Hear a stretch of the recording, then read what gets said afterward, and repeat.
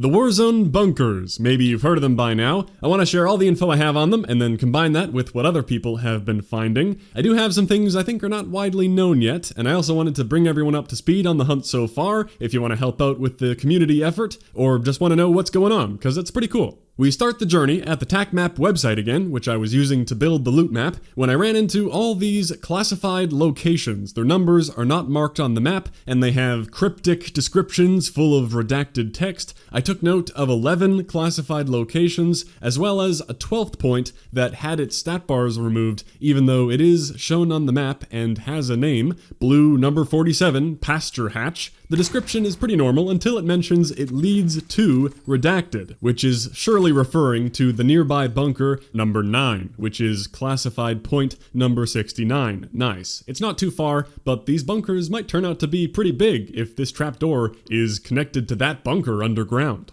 So I visited all the areas where it looked like a missing number should be. I didn't know I was looking for bunkers at first, but once you know that, they're pretty easy to spot, even on the in-game map. Just look for a dark area in the side of a mountain or a cliff. It usually has a path leading to it. Bunker 4 is unique in that it wasn't a point of interest on the website at all. It wasn't classified like the others, it just didn't exist. It's kind of between two of the zones, but I knew from the pattern I was seeing it had to be between Bunker 3 and 5, and it didn't turn out to be very hidden. So I plotted all the bunkers along with their number on the map. Every bunker has a number and a keypad. You can interact with the keypad. It says enter code, but you can't manually enter anything. It just makes a little noise when you press it. You can do that at every bunker except 11, which is the 12th bunker, by the way, because the numbers count up from 0. I've tried tons of things to get into these bunkers that I'll go through later. First of all, I wanted to share something I've seen nobody mention, and I think it's pretty neat. Back to the website for a little HackerMan inspect element time again.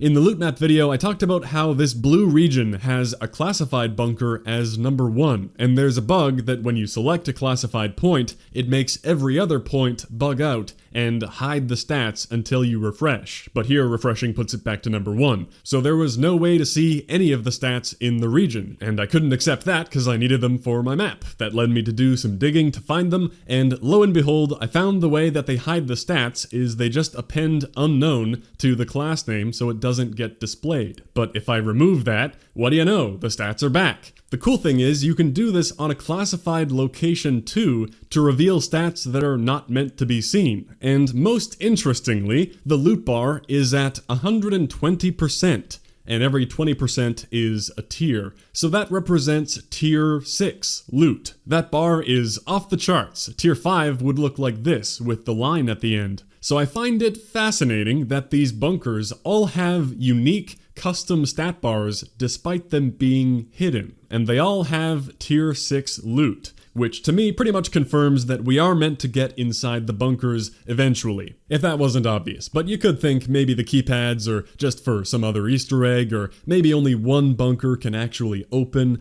No, I think it makes a lot more sense that every bunker can be opened, even if maybe only one is chosen per match based on a random sequence of things, or who knows. I did some more digging around in the site, but didn't find anything. I can't remove the redactions in the description, that's just all text, and the classified image was always referencing the same file, except for Bunker 11, which was referencing a slightly different classified image, but it looked to be the same, except a little darker. Weird, and I didn't find anything hidden in the image. Moving on to what other people have found up to this point, I felt like I was on the cutting edge on launch day because of all that, but go figure, thousands of people working together can pass me pretty quick. At the time of recording, this is the most up-to-date community map I could find. It's missing Bunker 0 down at the bottom, but I'm sure that'll be found before I upload this. The main thing they have on here that I wasn't paying attention to are phones and computers. They aren't marked by anything on the TAC map like the bunkers were. They're just around the map. Tons of phones and computers you can interact with in the exact same way as the bunker keypad.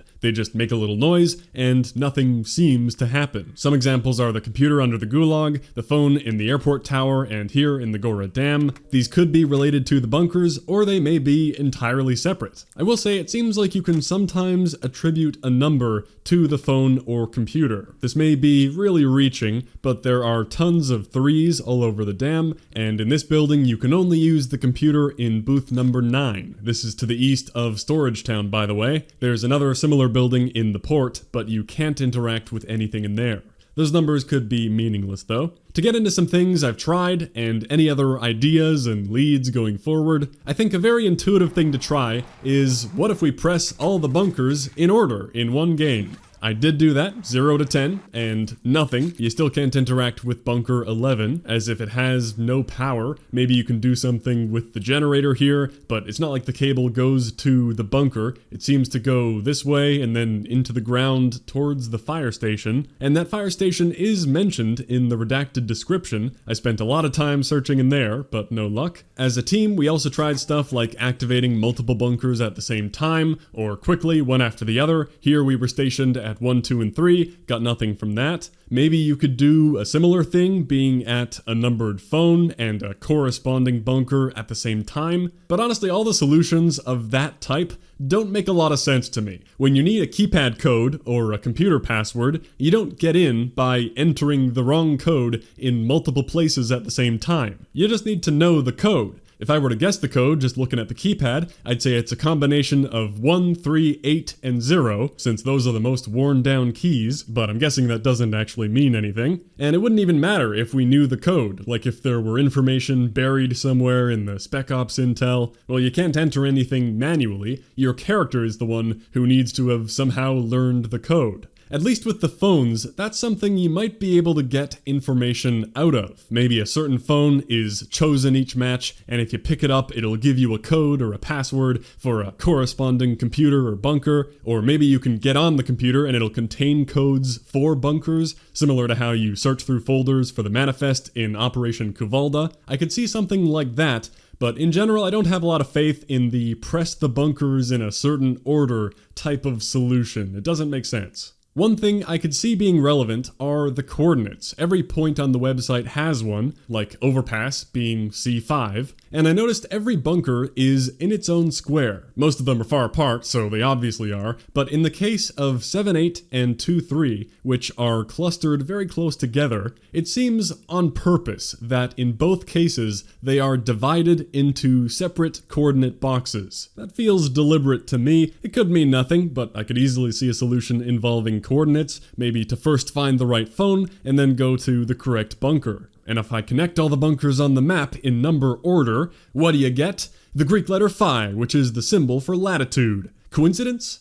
Yeah, I think so. Although the thing that is actually noteworthy is how bunker 11 doesn't follow the circle pattern. Clearly it is meant to be an outcast. I don't think it's a bug that the keypad doesn't work there. Anyway, I do like the idea of the solution being different in each game, and you just have to know where to look. I was really hoping to find a code in the plane in the intro, or down in the text that comes up, and it would tell you where to go, but that was the same every time. I don't know, if you can get into every bunker in every game, that seems a little dumb to me. Looting is already easy enough. You just need a bit of cash to buy your loadout, and you're done. Except for the plunder game mode, of course, then you want as much as you can get. Anyway, I'd say the most viable solution I tried was using the FAMAS Code Breaker variant you get for Season 2 max rank. Thanks for the suggestion, but it was unable to break the code, much to my surprise. Okay, I don't want to sit around all day and list off things that didn't work and potential ideas. I don't think that's very helpful. Ideas are easy to come up with, like maybe I'll draw lines from all the bunkers and find the midpoint. Or maybe those big funky landmark statues are relevant somehow because they have the same logo as the bunkers. Or maybe I'll answer every phone in every game until one of them says something. Yeah, ideas are easy. Trying the ideas is what takes time. I'm sure you all have tons of ideas. Feel free to share them, or better yet, try them.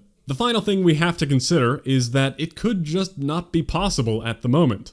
Now, it's only been a couple days of searching, so I'm not saying that's likely. There could be a ton we haven't unearthed yet, but it could very well be that these are not currently openable, and we have to wait for some update or event for them to unlock, and these are just a teaser for now. I don't think so, and I certainly haven't given up, but it is a possibility. I think those are all the points worth mentioning. Now you're caught up to speed on the bunker Easter egg, unless major developments have been made while I was working on this. I don't think I'll be covering all the progress as we go, unless it's particularly exciting, or I make more discoveries of my own. But once everything is all figured out, I'm sure I'll end up making a follow-up to fill in all the blanks. I think it was really fun to feel like I was actually figuring some things out though, instead of just following a guide. I recommend giving it a go, trying some things. Maybe you'll be the first one to step into a bunker. Thanks for watching. I'll catch you next time.